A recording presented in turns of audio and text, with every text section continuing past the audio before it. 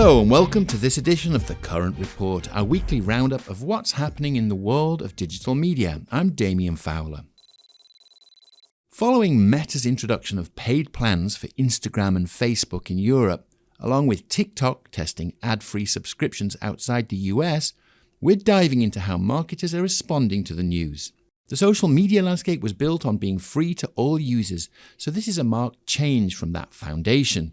Of course, Facebook and Instagram users can continue to use them for free if they agree to seeing ads. Meta wrote in a statement that the changes are coming to comply with evolving European regulations. So where will marketers go from here as social platforms develop these ad-free plans? Well, to break that down, we're bringing in our reporter, Zach Wang. Hey, Zach. Hey, Damien. Thanks for having me. Pleasure. What are your main takeaways from the story? There's definitely a few points at play here. The main one, as you mentioned, and as we've seen in the news as well, is the regulatory pressures appear to be really the driving force behind this announcement, behind Meta's introduction of these ad-free plans. And the company has said as such in the statement announcing this move. So that's a big part of this. On the other side, there's definitely a growing importance that the marketers are placing on the likes of first party and retail data.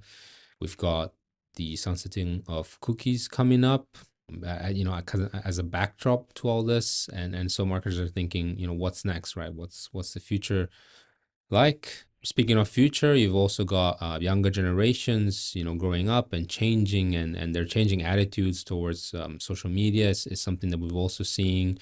Kind of all these factors are reshaping the landscape, not just in Europe. It's really kind of a global thing, although obviously for Meta, this has been contained to Europe for now. Now, for your story, you spoke to several marketers.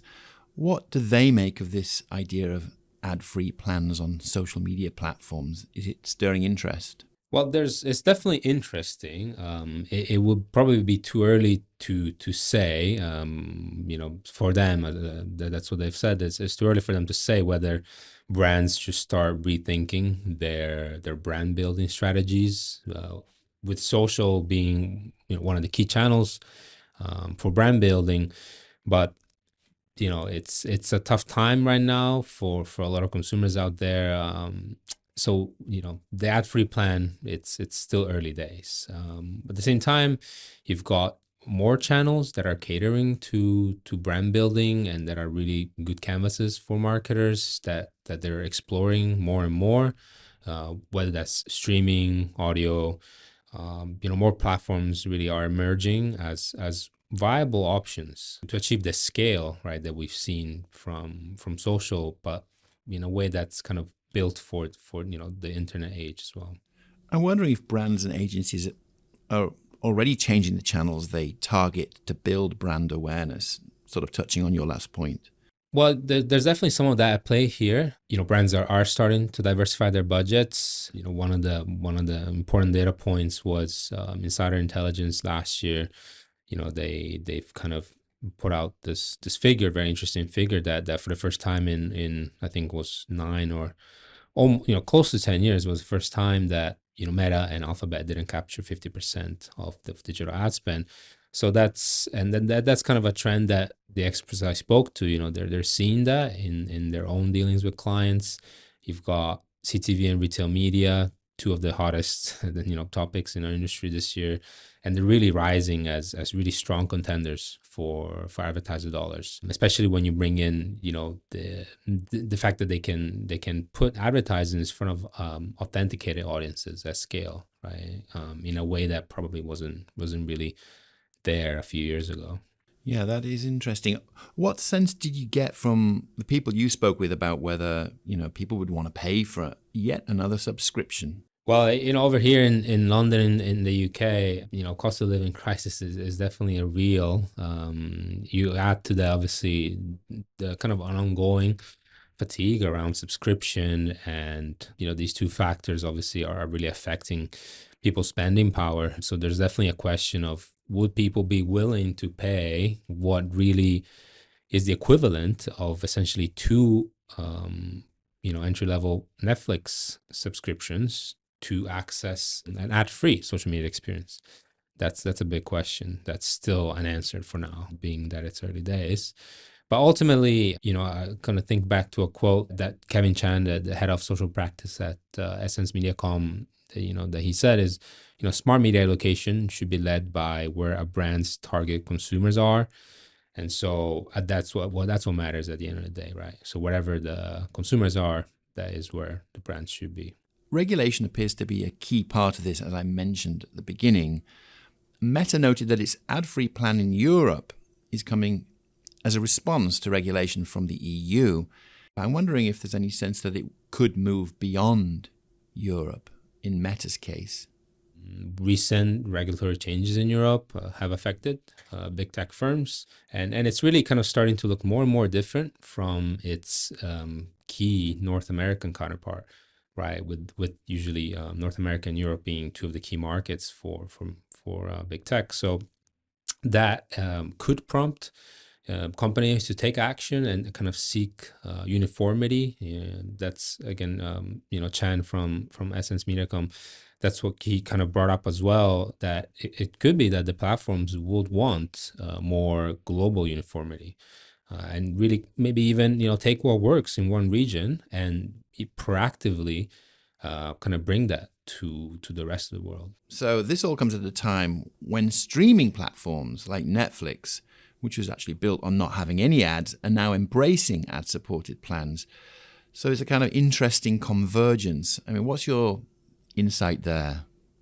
Well, the curious thing is that, they are sort of moving in different directions. Again, in Meta's case, it appears that it was largely brought on by obviously regulatory pressures.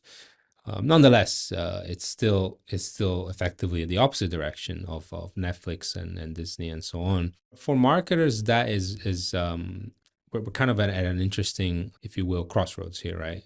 We've seen basically every major streaming platform essentially come out with ad-funded plans.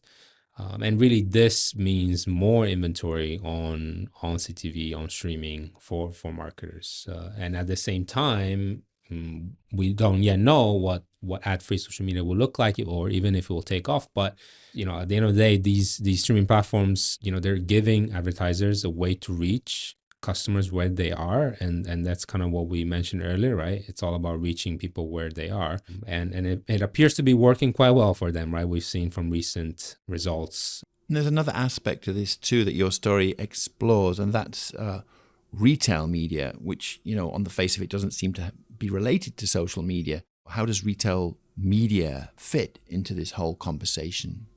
Well, it goes back to that brand building element, and again to kind of providing an additional, if you will, avenue for brands to again reach consumers. Retail data is really emerging as a really kind of a major component for a lot of marketers, for a lot of top advertisers. They're realizing, wow, the sales data and the retail data we have really puts us so close to customers and to what they're buying, and really helps to build really insightful pictures. That at the same time, is really opening up a lot of kind of more platforms, right, as viable alternatives and viable additions to social media to build brands on the internet. Now, an added contest is again what we kind of mentioned earlier. The current times, a strong brand will help brands through inflationary times. So that's becoming increasingly important. One thing that I was told by Ashley Royalty, the GM at media agency Ad3, was that from her experience and from her work, she does envision kind of retail media really increasing popularity.